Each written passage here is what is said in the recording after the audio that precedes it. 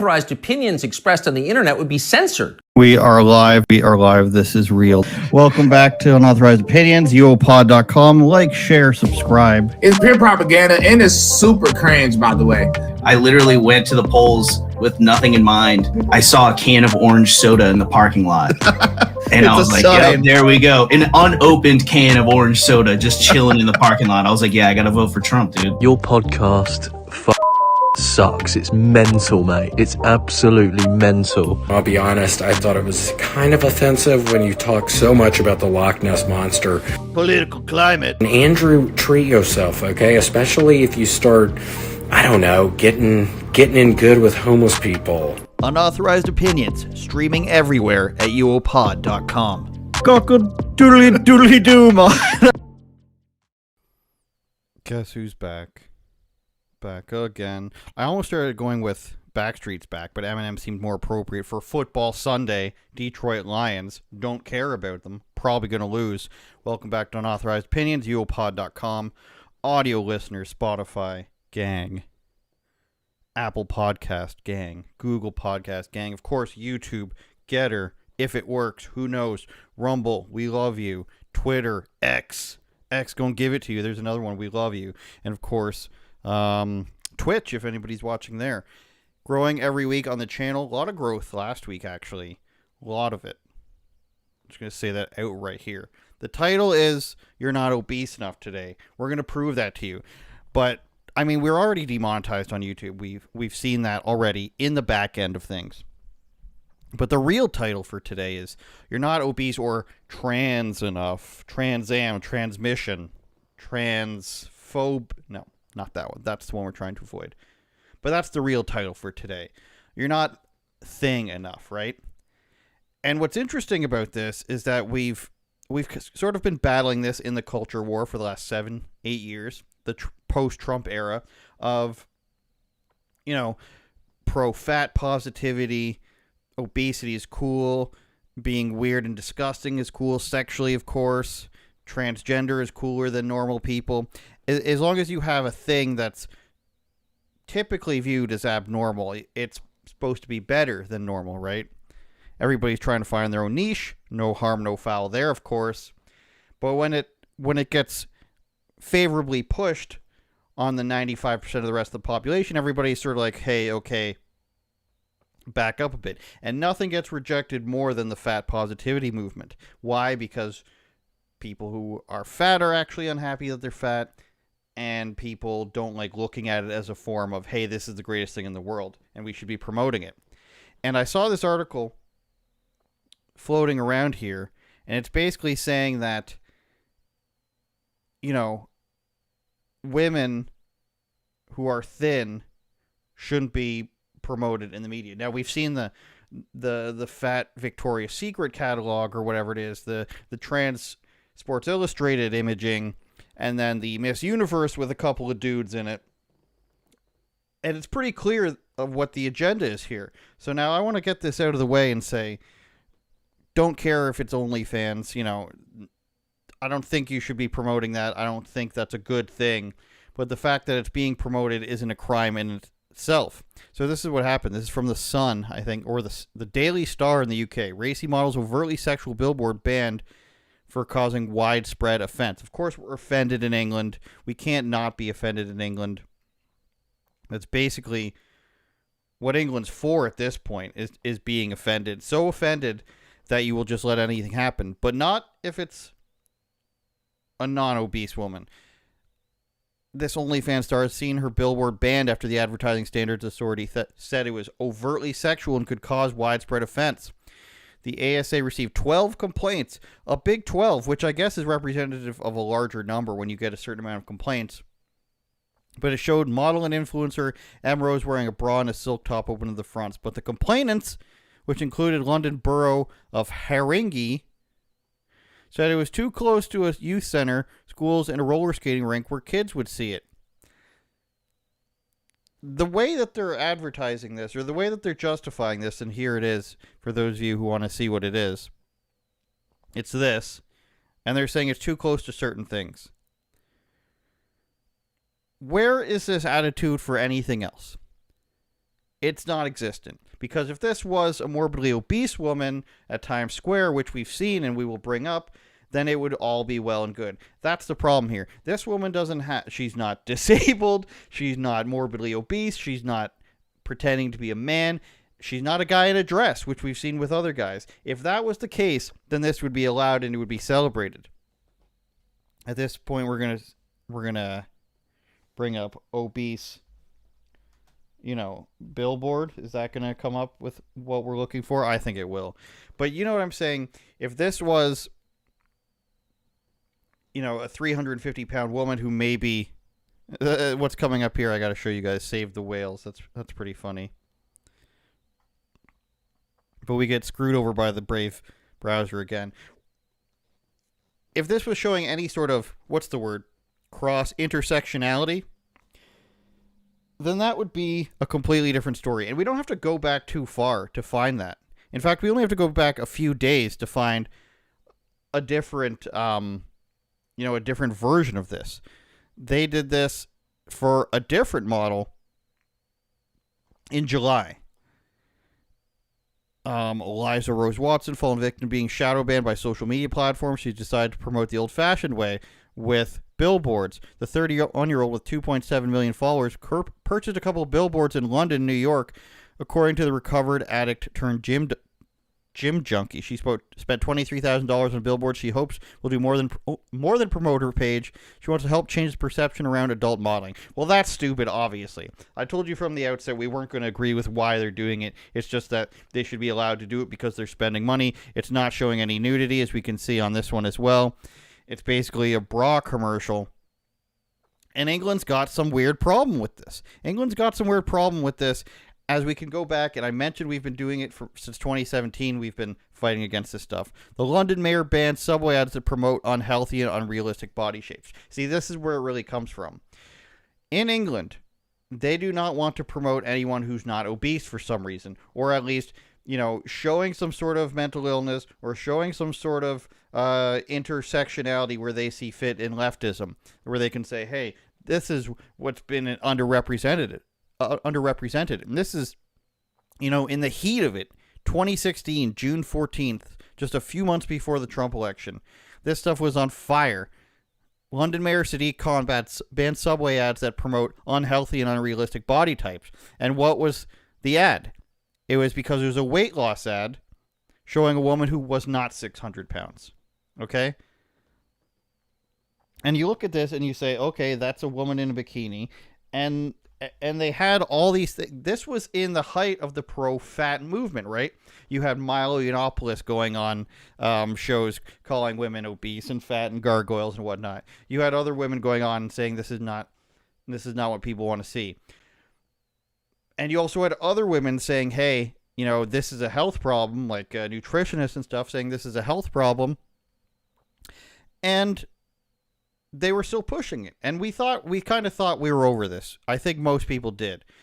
And if people had qualms about what it was and what I'm talking about, then here's your evidence. We have this Calvin Klein ad, of course, which is a woman on her deathbed in a few years. Gigantic billboard. She's speaking her truth in her Calvins, you guys.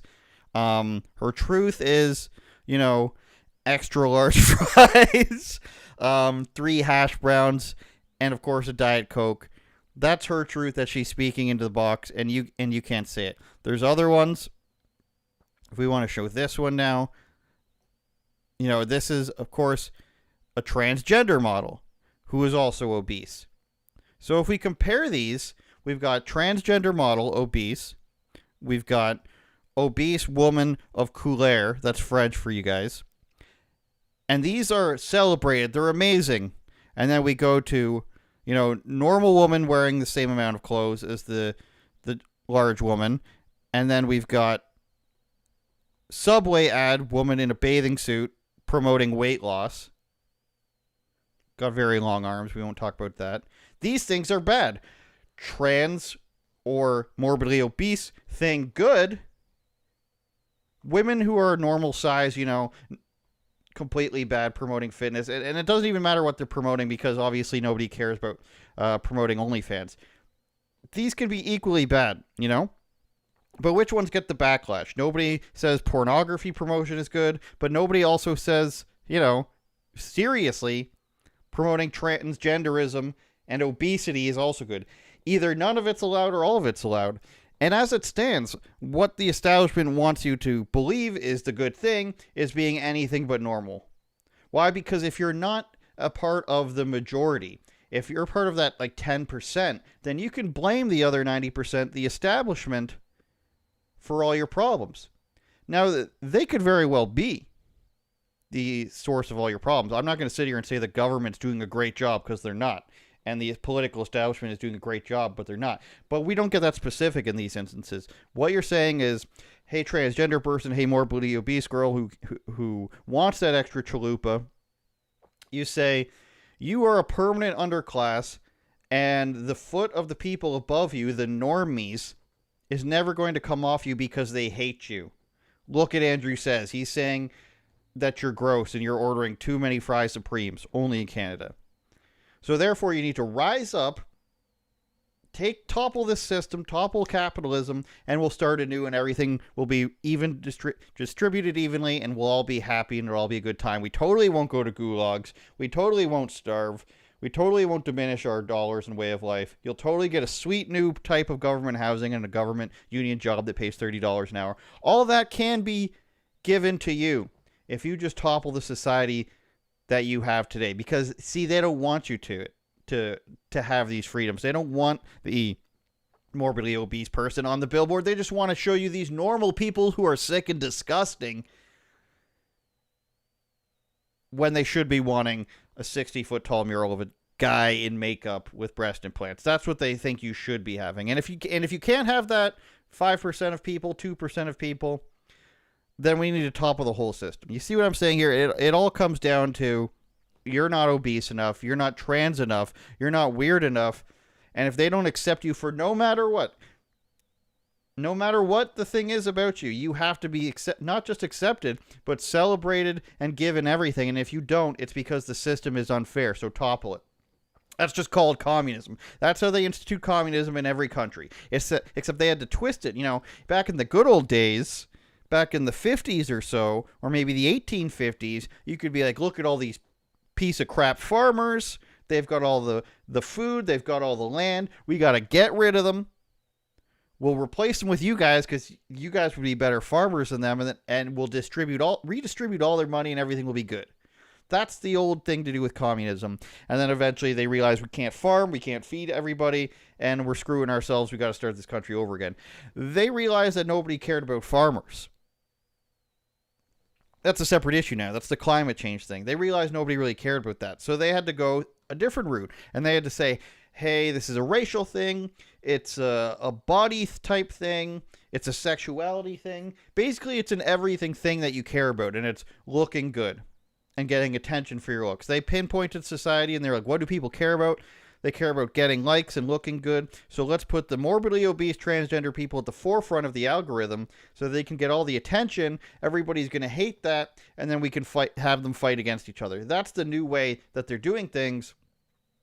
And that's the new communism. It still create the permanent underclass and attack the bourgeoisie, except now it's the permanent underclasses, you know, being anything but white and being fat, just being anything other than a straight white guy. And then the bourgeoisie is just being a guy.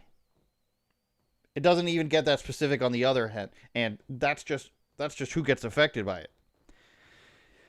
So we've been battling this since 2016. And there have been people who say, hey, I'm going to battle this myself. And one of them was a professional wrestler. And he decided, hey, I'm a woman. I was a muscular WWE star, and I lost all my muscle mass when I transitioned. How I transformed my body. I mean, you lost all your muscle mass because you stopped working out and you put hormones in your body. Now, I want to point out this says January 13, but this story's been going around for years, this guy. And let's also be honest here. Nobody actually knows who this guy is. Was he in the WWE? Yes. Can you pick him out from a lineup? No. They don't even mention his wrestling name because that's not the focal point of this. When I was a WWE wrestler, I weighed 280 pounds. My body fat was between 6 and 8. Now, as a female fitness coach, see how easy that works? Now, as a female fitness coach, believe me, I weigh 187 pounds. My body fat is about 18%. Sculpting my body to fit my mental self-image has been extremely difficult. Since there is no reliable guidance on how to lose muscle mass as a trans person, mind-boggling, I know. I need to figure out this myself. Ultimately, I succeeded, but it was not an easy journey. So, again, isn't it strange that this guy was a big buff guy and he's not getting the attention he wants? He's not getting the attention he thinks he deserves. So what's his immediate thought, right?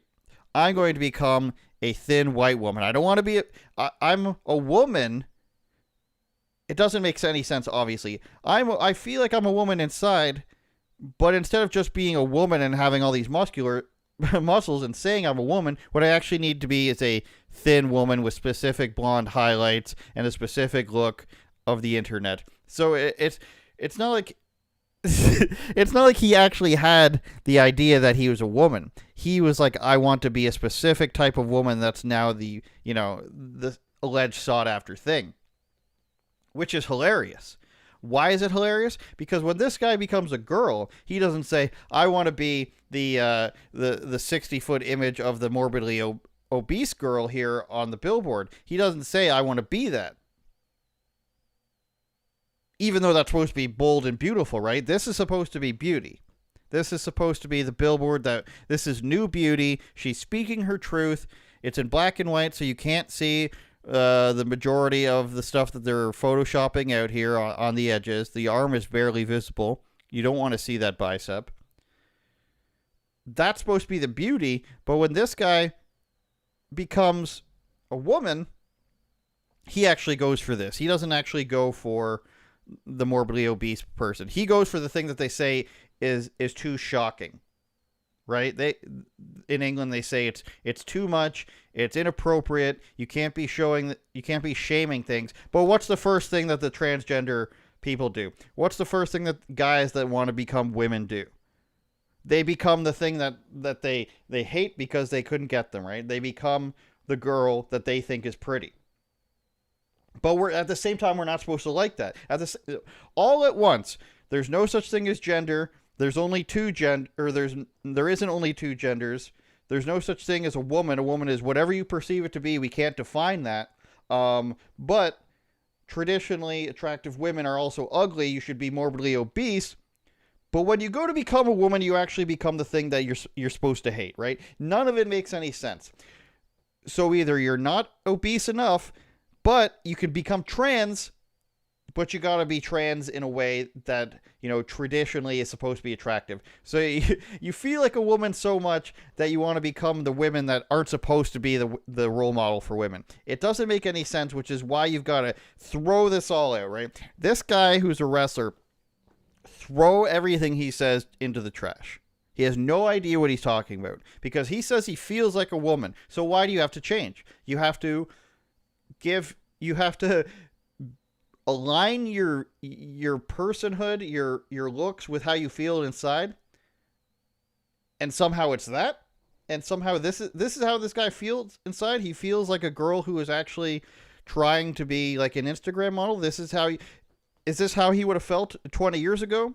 20 years ago, he didn't have a different image of himself that looked like the popular image of a woman at the time. In 1992, this guy didn't feel like he looked like Blossom or something. Is that what you're telling me? Or did he just go with whatever he thinks is prettiest now?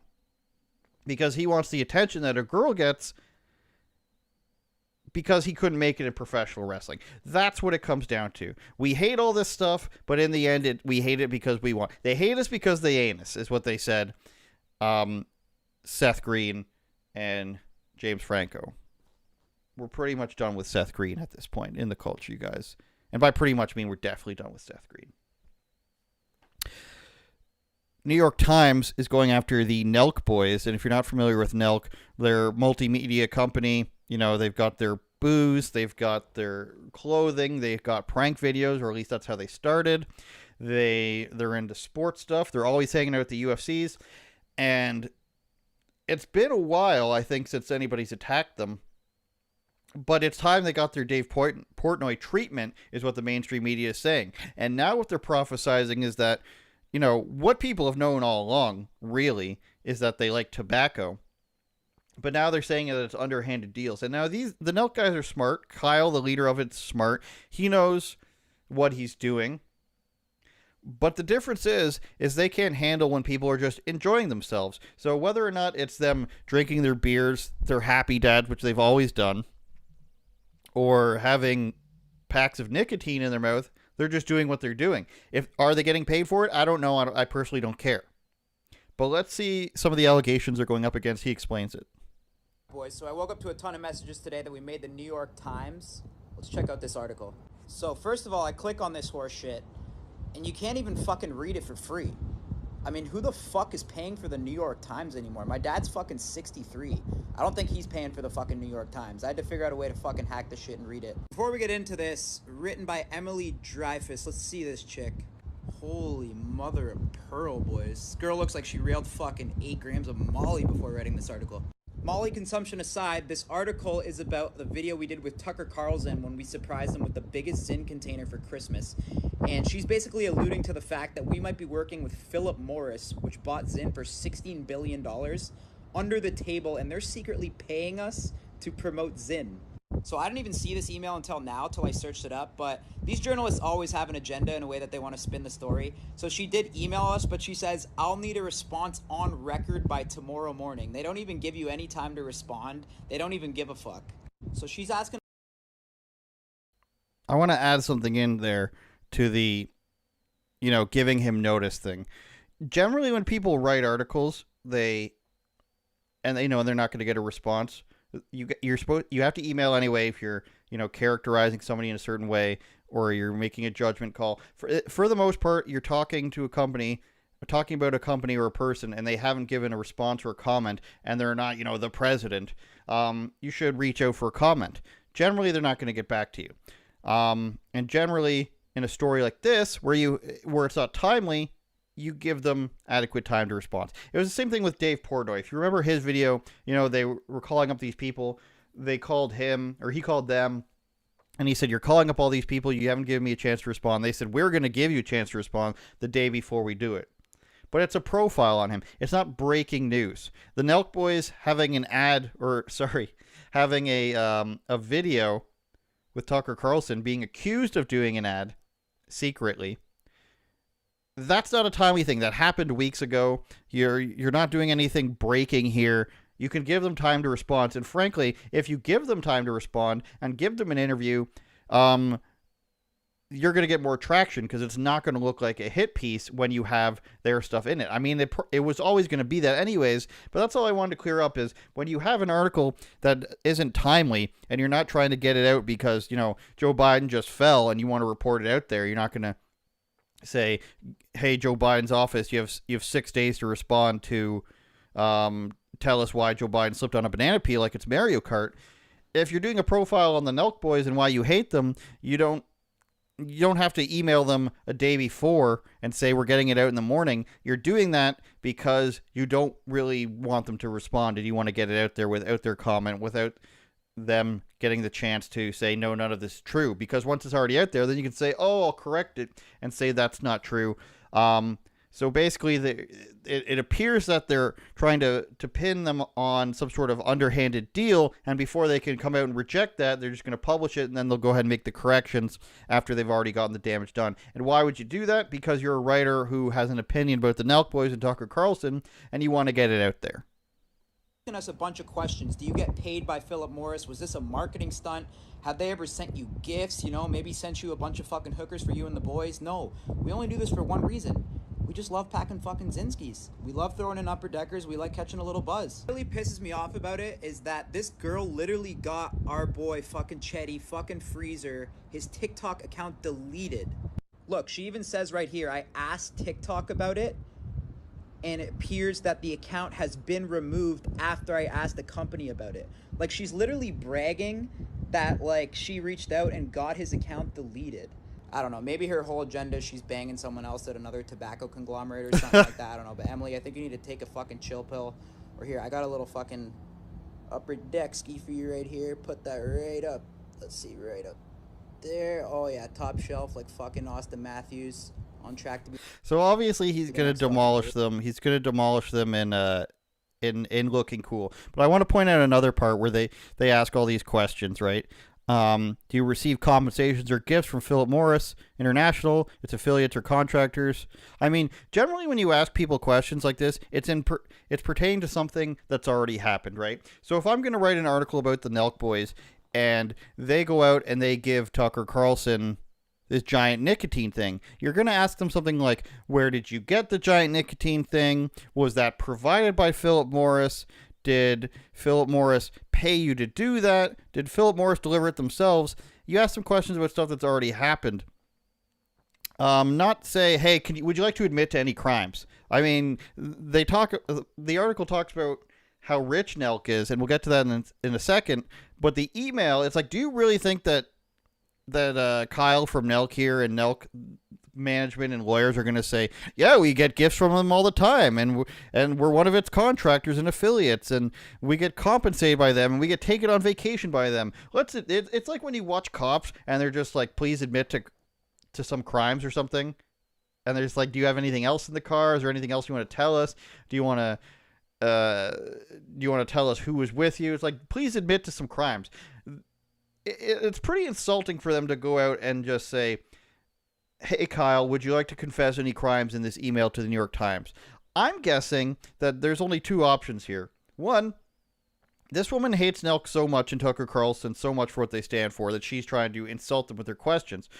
Or two, she thinks the New York Times is so important because she gets reactions like they had from TikTok there, that she thinks she's going to scare them into saying something. She doesn't actually know how big they are, and she wrote their sales, but I'm leaning towards the first one as I talk, but the only other option would be, she thinks that she's really getting them and really scaring them, because for some people, an email from the New York Times or the Washington Post has a lot of weight behind it, right? If you're one of these people that isn't too familiar with what they do, and that's fine if you're not, I'm not judging that. I'm saying with that email suffix of at New York Times or at Washington Post or at the Wall Street Journal, that's heavy for a regular person. That's going to come down on you. So when they start, can basically, allegedly, accusing you of crimes or things that you haven't publicized before, it's gonna feel like the weight of the world is about to come down on you. Now, obviously, that's not going to happen for Kyle.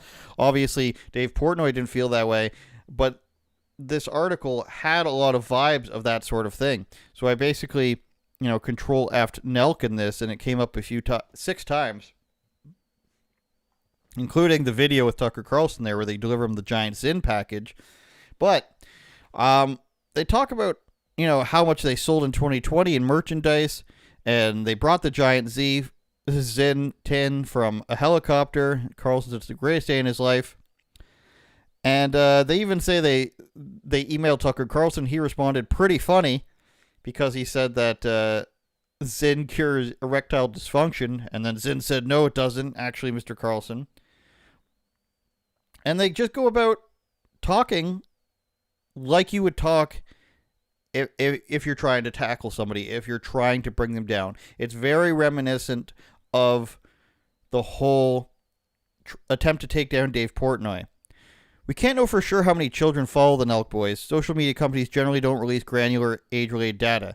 But blah, blah, blah, it's somewhere in, 800,000 children that follow Nelk. And then the rest of the article writes itself, right? Hey, they're promoting Zyn, which is a tobacco. Hey, a lot of children follow them. You guys need to cancel them. That's the purpose and the purposeful direction of this article. You saw it themselves, whether they did it directly or indirectly with TikTok. That is the goal. They have 800,000 children allegedly watching them on YouTube. That is the goal, to get them banned from that. That's why they do these things, to get people to not work with them. These things are specifically written, one, to directly get people fired or banned or canceled, and two, is to create a reference from other people. Now, if you don't know that, I would say you're either a new writer, you're a little bit naive, or you're not good enough at your job. Because if you've been paying attention to this stuff for 3, 4, 5 years, and you start to research some of these things, Maybe for somebody you agree with. Maybe you agree with Nelk, right? And this article pops up and you're just like, wow, is that true? Then you go and search for other sources. And you see that 20 other articles have either correctly or incorrectly cited this New York Times article. Now, it's all coming from the same source. None of it's new information, but it's going to appear on 25 different things. And one of the big claims is going to be all it takes for all these places to come up with their own stuff. You're going to find that all these different hit pieces on one person all stem back to 1, 2, or 3 sources or 1, 2, or 3 claims that cannot be proven. Here in this article, the claim is that they're followed by at least 800,000 children. The video about Zin has been viewed X amount of times. They didn't respond. And, what they're really doing is they're promoting bad stuff to kids, so we need to cancel them. That's the meaning behind all of this. And if you can't see the forest through the trees, it's going to take it to happen. It's going to take for it to happen to somebody somebody you're a big fan of, or so forth. Because once you read one of these articles, and then you check back a few days later, they're going to see 4, 5, 6, 7 of them copying the same thing. And if it's not a person as big as Nelk, if it's not a person as big as Tucker Carlson or Dave Portnoy, that's how a person gets ruined, right? If they can't stand on their own 2 feet without the platform they're on, or maybe some advertisers, things are going to get really tough. And that's what this person wants to do. Allegedly, right? I don't know this person. I've never heard of this writer. But that's what the goal usually is to do. I don't like this person. I think they're a harm for whatever the opposite of the greater good is, a greater harm for society or for politics. We need to take them down a notch. And I'm going to do so using the power of my byline. See what I'm saying? I disagree with them, so let's write this article. Let's put pressure on other places by using the power of my byline and the power of the publication I'm working for. And let's put some pressure on YouTube and TikTok and all these companies who will hopefully take them down. And that's how it works.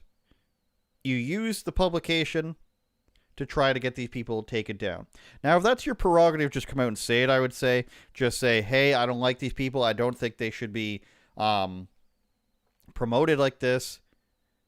But there's no, do you really think this woman has a problem with tobacco? Do you think this woman goes out and if somebody has a kid and they have a cigarette in their hand, she's just like, that person should be smoking in front of their child? What a terrible influence they've been on. Or no. Progressives at New York Times think everything bad is okay. They think, giving a child substances. I don't want to make any claims. I don't have the powerful lawyers that some of these people have. But you get what I'm saying? Is there's no way a progressive person is saying, pornography is bad, smoking and cigarettes is bad, and transing your children is bad. I don't believe personally that any of this stuff is going to be condemned actually by these people. But they want to put on themselves on a high horse here. They want to put themselves above everybody else and say, this is actually bad, even though I don't really think it's bad. These people are bad, so I'm going to use any form of ammunition I can to try to take them down. And that's where these things come from. And it's sad. And, a guy like Kyle can see this coming from a mile away once he sees the questions. And if you're at the New York Times, you're hoping that you can basically scare some people and scare some places into doing these things. And more it's becoming harder to do that. And more people aren't falling for it. But some things take traction. The Dave Portnoy thing, again, if he didn't fight back, they were calling people from... he's had photos with, they put out the message, anyone who's met him or talked to him, call me up. Then they try to do the pizza festival thing, say you're a scumbag. It never ends. If they don't like what you're doing and you're getting too big, they're going to assign, Sally McShovelface there to do something horrible or write something horrible about you and hope that it gains traction. Now, another big outlet, and is this the Wall Street Journal? Yeah, we're going back to the Wall Street Journal, who attacked Dave Portnoy. This has been a big topic for a long time, and it's what a lot of people who are proponents against the use of marijuana are talking about and have talked about. I remember when Justin Trudeau was elected to Prime Minister, one of the big mistakes that the Conservative Party in Canada made was putting out commercials that were anti-marijuana. They were saying your brains are going to get psychosis from them. They were the ones saying, it's bad. Ended up being legalized by Trudeau, seen by many as his best and only good move, probably. But this has been a claim for a long time, especially as people who are young, under 22 or 25, before your brains are developed. They say you have a chance of psychosis. What that really means, I'm not exactly sure. Let's read on. This is from the Wall Street Journal. It says, more teens who use marijuana are suffering from psychosis. Potent cannabis and more frequent use are contributing to higher rates of psychosis. Again, I don't know what that means. Braxton Clark was in high school. He used marijuana to control his emotions. At 17, he used it every day. Doubtful, he probably just liked the way it was. When he was 18, he had a psychotic episode after using cannabis and was admitted to hospital. He spent the next 3 years sober. Then one day he tried cannabis again. Before long, he was back in the hospital. I'd lost my faculties. I wasn't making sense. He's now 24.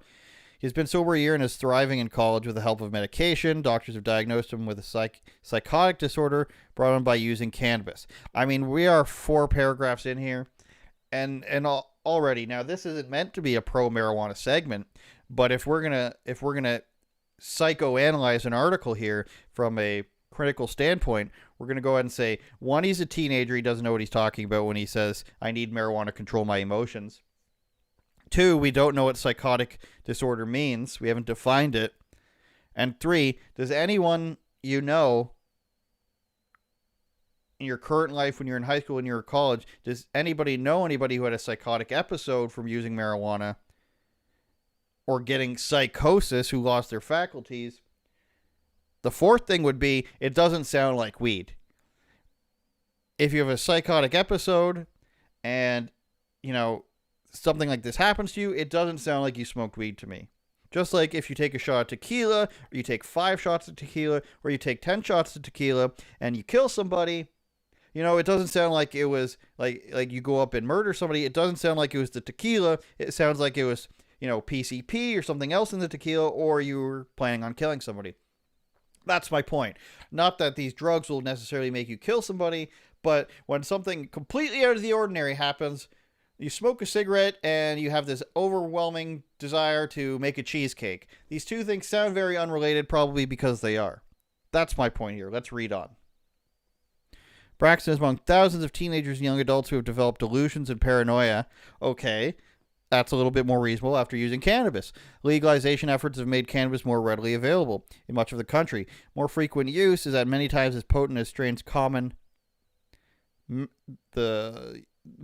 More frequent use of marijuana that is many times as potent as strains common 3 decades ago is leading to more psychotic episodes. This isn't the cannabis of 20, 30 years ago.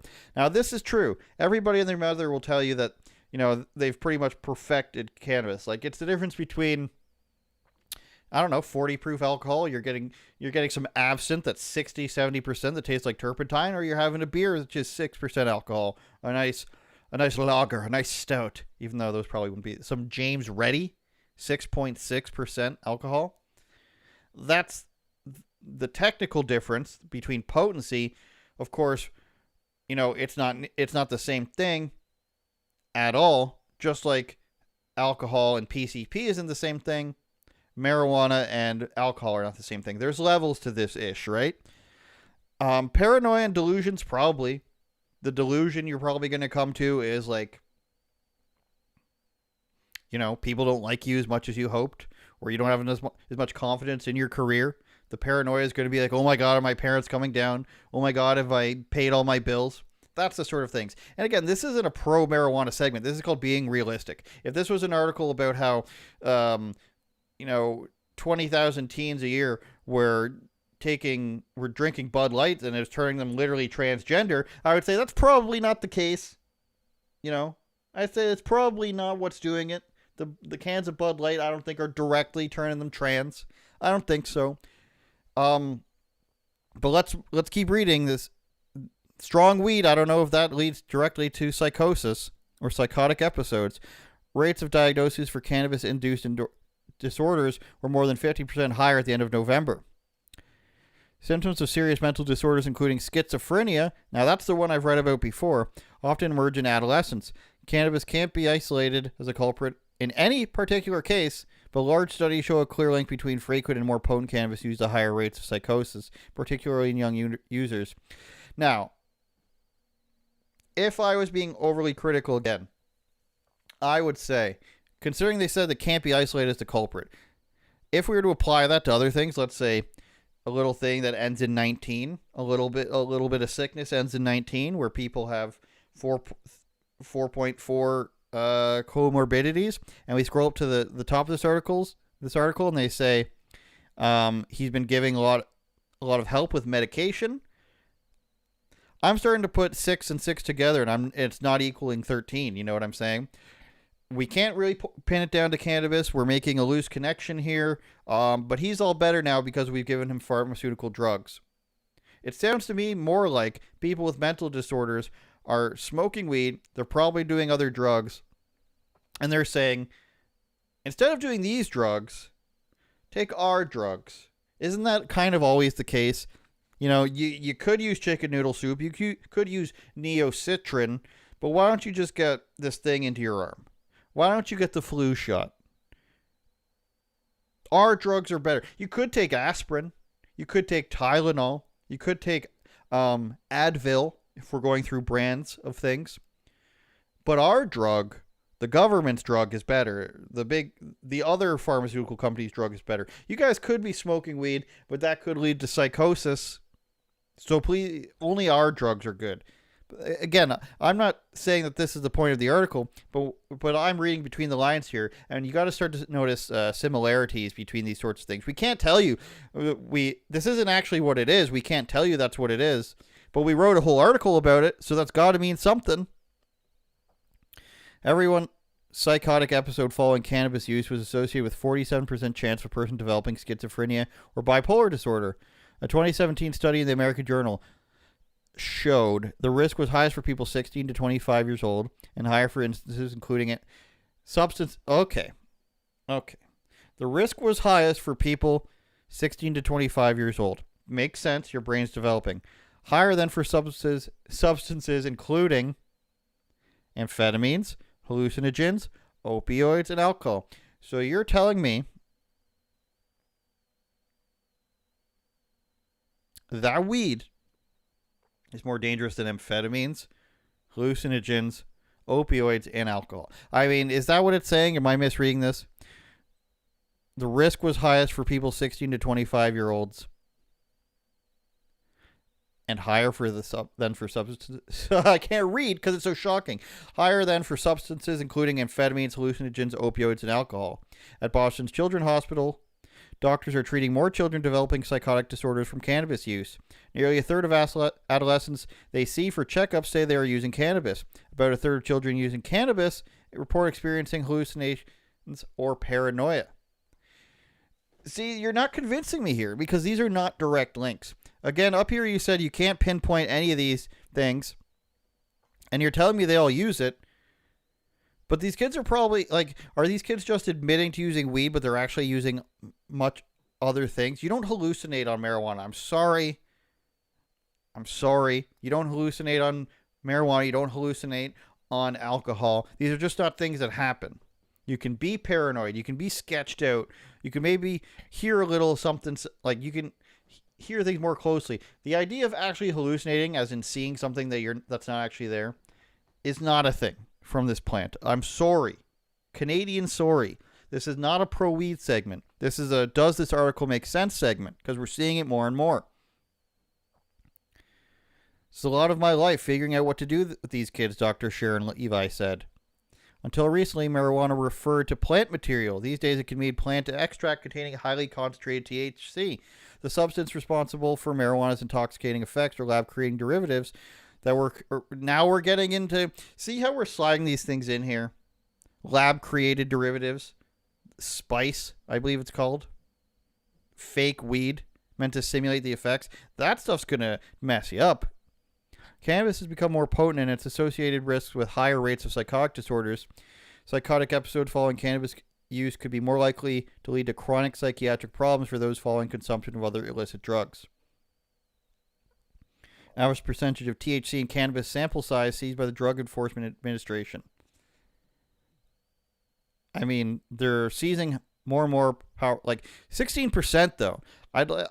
Again, if you're not in the know, like if you don't know, and it's going to sound like I smoke a ton of weed, but I actually don't smoke any at all.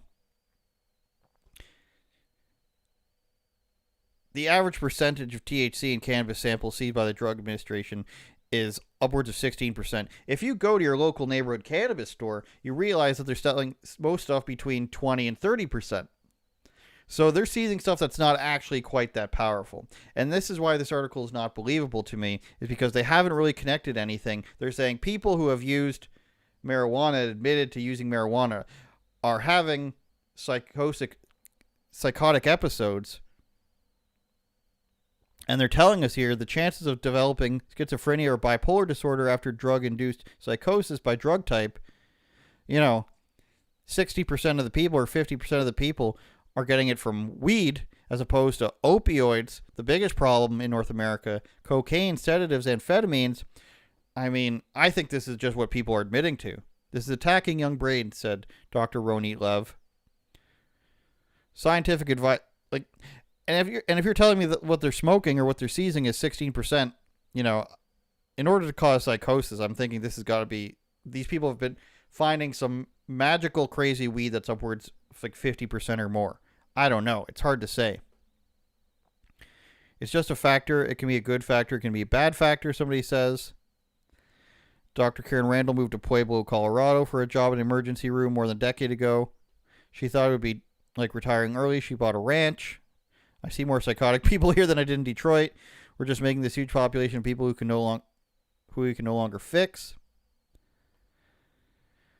Randy started smoking as a freshman in high school. By the time he was old enough to move out, his life had spun out of control. I'd like to go back to, and we don't need to show this person's face, I'd like to go back to a joke that Joe Rogan used to say, and say that, when people used to talk about how weed ruins people's lives, he would say that it's just because they're losers and they've done it all to themselves. I would tend to agree. And not because there's no harms for smoking weed, not that young people should smoke it, they shouldn't. The brain's still developing, right? And I'm not saying anything listed here is not possible, but this is not compelling evidence. And it's been the same non-compelling evidence for about a decade or more now. Probably more, probably about 20 years. That's when I first started reading about this stuff when I was 17 or 18, is that it's causing psychosis. But the evidence has never been very compelling, even as they say the percentage is going way up. But as Joe Rogan has said in the past, it's more likely that this person has their own issues going on or they're dealing with other things. Is it really the alcohol that's a person's problem? Have you watched enough, intervention to know that a lot of these people who are addicted to amphetamines or addicted to heroin, it's not really the heroin that is the source of the problem. Of course, using it is very bad, but most of these people end up being molested. Their parents beat them. Their father was a heroin addict. These sorts of things. It's generally the person, usually something alcohol or marijuana, this is ruining your life. There's usually a thing that you're not dealing with, right? And that's where I tend to lean on this issue until I see something more convincing other than that article, I guess. We're going to move on now. What time is it? Daylight savings, doesn't matter. Circling back to the stuff we were talking about earlier, you got to be super fat or whatever to be on a billboard. You start to see what comes out as, it's been happening for years. To be a progressive, you got to be pro-obesity, you got to be pro-segregation, you got to be pro-trans, and now we're kind of seeing that you got to be pro-Israel or pro-Palestine. On the right wing, it's kind of be pro-Israel, right? But I believe that there are fundamental differences between the arguments we're seeing here against Palestine or against Israel. I think you need some sort of historical reference to have a reasonable opinion on this. And I think the historical reference that is most prevalent at this point is the fact that these people don't have any historical references. And when you see people walking around in a video, and this is from Scanner, which is a part of Timcast, you see all these Palestinian flags, free Palestine, right? That's an argument to be had. An argument to be had is, what is Israel doing? What has Palestine done in response? How far back does this go? Muslims, Jewish people, that sort of argument. But I think a much easier argument to have, though, is where does this fit in with leftism? And I think when we've got Bosnian flags for some reason, And now, like I mentioned the other day, where you're going to start seeing South African flags popping up, I think it starts to become more clear that, and we've got an ISIS flag here as well, of course. What it starts to be here is this overwhelming umbrella term of progressivism. You've probably got, I don't know, do you want to say half of the people here? Population-wise, it's probably not possible. Maybe a third of people here, Muslim people, pro-Palestine, against Israel. That's its own argument. But when you get, white women and teens and all these other people waving South African and Bosnian flags because, Bosnia had a war with Islam, you start to see that it's basically an overwhelming leftism argument. If you are a leftist, you're supposed to be pro-trans, pro-obesity, pro-abortion, anti-gun, anti-free speech, and also now pro-Palestine. So they're getting all roped into this, and you're going to see in this video, like I mentioned, South Africa flags are popping up. But the easier argument here is, I think that's an Irish flag. They're trying to bring everybody in here, and that's not the Palestinian people. The Palestinian people aren't saying, hey, South African people, we have the same plight. You most certainly do not. Hey, ISIS people, I don't know, maybe that is, but you would have to hope that they're not pro-ISIS. I mean, I think that's a Saudi Arabia flag. But one thing that you can easily argue is, where do the trans flags come in? We've got a gay, that almost looks like an Ottawa Senators gay pride flag. If this is in Canada, I wouldn't be surprised. No, that's a gay Antifa flag. So the Palestinians aren't the fondest of the LGBTs. The Palestinians aren't the fondest of the T portion of that specifically. It's in here somewhere. This is the money shot here. We've got Palestine. We're marching for the people in Gaza. And we've got, we've got the trans flag here. We've got the trans pride flag here. And there's a lot of trans flags in here. And I'd like to know where the crossover comes. So that's the argument I'm talking about. Is the easier argument here is not who's right and who's wrong in this. Is this just another leftist ploy here to try to be divisive? And I think it is. I think when you get, 100,000 people out and 75,000 of them are the same people who are in Antifa riots and BLM riots and Women's March and Trans Day and Pride Parade things, I think it becomes fairly obvious what's going on here. And it's that people don't actually care about a particular issue. They care about, going to a street party and exploiting an issue so that they can say they're a victim, along with give me money, please. And that's what a lot of it comes down to. When you've got, 10 transgender flags walking in the middle of a pro-Palestine event, either those people are, right-wing bigoted plants, or they're people who say, hey, everybody who I agree with is, big climate change activists. They want to stop oil. They're pro-trans people, and they're also pro-Palestine. So I'm probably welcomed there. A little bit lacking in the historical reference, don't you think? A little bit lacking. So what we have here is yet another issue, yet another conflict like Ukraine and Russia, where it's like pick a side, and the conservatives seem to be in the establishment on the Israeli side, and the progressive establishment seems to be on the Palestinian side, not John Fetterman, though. And they say, well, obviously I'm on the side that's, progressive, right? The Palestinian side. So I better wave that triangle flag with the circle and the dot and everything and the pink and the blue. Not knowing what would actually happen as, LGBT thing in Palestine. We all know, okay? We don't have to say it. We don't have to get kicked off YouTube to say it. It's kind of like Antifa and Islam working together, right? They agree until they disagree. They agree until they disagreed on, drag queen story time in Canada and in England. And guess who's going to win that one? Islam's going to win that one. I don't think, nobody thinks that, guy who's confused about his gender is going to lose against guy who's very sure that he wants Islam to be the dominating force in the world. So it becomes very clear that this leftism thing as a whole, this whole progressivism, and I'm not saying ban political ideas.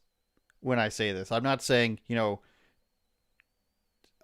crack some skulls on some political rallies. I'm not saying that at all. But I'm saying, ideologically, it has to go. Like when you get people who are so historically inept and psychologically confused or ideologically confused, and they're so desperate to go out and be part of something that they don't understand at all, that they're saying, hey, free Palestine, but also transgender rights. Your opinion has got to go, okay? That's a person who really, really, really is just siding with things just to be part of something. And is that a symptom of society as a whole, that you're so desperate to be a part of something that you think they're opening the Trans Arts Museum in Gaza? Yes, that is a bad sign for society that people will think that. But the fact that there are powers that be that say, welcome in those people, let them march with us, don't tell them that we completely disagree, don't tell them that there's roof activity going on, don't tell them that there's stoning and caning activity going on, just bring them in and we'll deal with them later because we need to get this other side so badly. When that's the predominant thing that's happening, which is what's happened the past 4 or 5 years with Antifa and BLM, which is destroy everything until we can, sort out our bedroom later. It's a real problem because the destruction will not be rebuilt when you have these different factions fighting. When you've got Antifa saying, hey, we can't have laws, and then the Islamic regime saying, hey, Islam's in charge now, and then the transgender people saying, hey, why aren't we getting any more free stuff, and why aren't you, abiding by our gender ideology? The country doesn't get rebuilt that way. It becomes some sort of either theocracy or some sort of terrible communist regime or, a big orgy of some kind. That's what happens when that's how things aren't going in the right direction. And that's how people don't actually care. Because the only thing that they wouldn't accept there, I can't even think of anything because we've seen swastikas at these pro-Palestine events. You can't even say that they wouldn't accept that there. But if it was on the other side, no matter what side that is, it doesn't have to be Republican side. It could be a libertarian or something side. You'd say, I don't want to be associated with this. The French party up here in Canada would say, I don't want to be associated with, the English flag or something. They'd say, this is our thing. We're going to set the boundary here. In this weird leftist chasm of bring everything in as long as it destroys whitey, there's not really any borders being made, any limits being made, because they just want to tear everything down. And when you show up to a street party and you don't, an environmental street party, and you leave garbage everywhere, that pretty much tells you where you're at, doesn't it? UOPod.com. We've got one more thing to get to, but we're going to get to UOPod.com just for you guys to tell you about the Patreon podcast that we've been doing every single week here. Bonus podcast comes out every week towards the end of the week. And what I can tell you is something is coming. Not winter. I'm wearing Camp Crystal Lake. Thought I was wearing a Game of Thrones things for a second. But winter is coming. And I want you to go to patreon.com/UOPod as I'm doing it right now and subscribe because we have a bonus podcast every single week. And we have a new format coming for stuff every single week. Or sorry, not every single week, but next week. And you get a bonus podcast. You can become Joe Rogan for just $7 a month. You can become a super fan for just $15 a month. Or you can become an unauthorized person for $40 a month. And you'll be able to suggest topics that we've covered previously in the show. We've covered somebody else giving topics is what I'm trying to say. I'm jumbling over it right now. But for that tier, you can suggest topics. And we will talk about those with a guest or with myself. And we've done it before. So you can see the attack of the doctors from 2 days ago where we revealed, stuff from Dr. Fauci and Dr. Tedros that you probably haven't seen before. I hadn't seen before, but it's a document from Dr. Fauci. And then, of course, him saying that social distancing isn't really a thing that we just made up because it sounded cool. And Dr. Tedros wants you to be vegan. We've got the Cat Williams takes. We've got Kwanzaa takes. We've got stuff with Anomaly that you haven't seen before, and we've got stuff with John Doyle that you haven't seen before either. So the bonus podcast isn't the only thing on the Patreon every week. That's what I'm trying to tell you, is that we do have a bonus podcast every single week, but we also have different bonus content. I want to talk about the NFL for a moment before we go. And I want to say that the Buffalo Bills will never win. The Buffalo Bills will never win a Super Bowl. They lost 4 in a row, and this is just one more reason why the Bills will never win. They canceled a game, rescheduled it for Monday because of snow. Oh shit! Oh, hell no! Woo, we're cleaning. We're shirtless.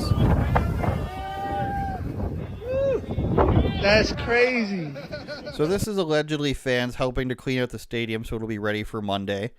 It was supposed to be on Saturday, but they decided to cancel it. The governor decided to cancel it because there's a storm. Now this is the stadium, how it looks. And yeah, it's bad. But you bring the plows out. You bring the plows out, you bring the shovels out. You cover the field. You cover the seats. Once people start piling in, you uncover everything. The fans sit there with their foot warmers. They sit there with their hats and their cozies. And you play the damn game, Buffalo. Okay, imagine we didn't have an ice bowl. Imagine we didn't have the Tom Brady tuck game. The snow game, I believe it's called. Imagine that. You know, my friend drove down to Detroit for a winter classic hockey game, an outdoor game. It was pretty much like this. It was freezing. You play the game on the day it's supposed to be played. You don't get to move it to Monday for better weather. Are you kidding me? It's the Steelers and the Bills. They're used to playing in bad weather. And this is why the Bills will never win a Super Bowl. Their fans don't want to. Just like Leafs fans don't care about winning the Stanley Cup. They would like it. It would be a good change of pace for 70 years. Sorry, 50. Bills have never won a Super Bowl. Lost 4 in a row. 4 championship games in a row. They don't want to win. Heard it from a kid the other day. The boys don't hate to lose. And the boys, in this case, are the owners. Of course they don't. People drive from so far away to go to Bills games, just like people drive from so far away to go to Leafs games. They're going to be alright. But they don't want to win. If this was the New England Patriots, do you think they would cancel this game? No, they would not. If this was in the Steelers' house, they would not cancel this game. They would make it the worst thing possible for the other team to come in and play for. They would turn off the heaters in the other team's dressing room. They would, shittily plow the other team's side of the field so that it's harder for them to get in the end zone. Whatever it is. Different franchises have different beliefs on how they run their teams. And when we're talking about the Leafs, we're talking about the Buffalo Bills, we're talking about a whole swath of certain sports teams. It's about mentality, and it's about having a winning mentality. You don't change the game till Monday because it's snowing too much. It's actually not that bad. They played in minus 20 in Kansas City yesterday, I'd like to point out. Minus 20. And Buffalo's afraid of the snow. You just get it over with. You're just making it worse for yourselves. Buffalo Bills, they might win this game. We'll track back here and see. We might edit this part out. But this will never be a Super Bowl winning team. They're afraid to play in the snow. Give me a break. Shout out to Lewis Brackpool in the comments. Lots of guys. Not sure what that means, Lewis. Shout out to Paulie Walnuts. Love the Kenny plush toy. I didn't even know it was there for a while. Somebody else put it there, and I was like, we're sticking with it. Shout out YouTube fam, because we're demonetized right at the beginning of the show. Shout out Rumble fam, because we love you. Shout out everybody else watching and listening on Spotify, Apple Podcasts, and, of course, Google Podcasts. If you're watching anywhere else other than the unauthorized, I was going to say the United Opinions, the Unauthorized Opinions YouTube channel, go there right now. You can get there easily by going to uopod.com. Subscribe. Lots of subscribers this week. We're doing it, folks. We're getting there. We're going to do it. We will not be denied. Why? Because we tell the truth, damn it. We tell the truth about obesity on billboards. We tell the truth about transgender people in a Palestine march. We tell the truth about whatever else we talked about today. Psychosis. You tune in halfway through this thing, and you're just being like, what's he talking about today? And I'm just going on a rant about marijuana and psychosis and thinking, I don't believe it. That's how you know you're watching a good podcast. UOPod.com. We're demonetized. Go to patreon.com/UOPod so that we can actually try to make some money up in this piece. Thank you very much. We will see you this week, by the way. Popping up somewhere, I think this week, if everything goes well. Brand new stuff this week. You're going to like it. I think I got to go watch football. Not the Buffalo Bills, though, because they're too afraid. Turn it up, Jordan.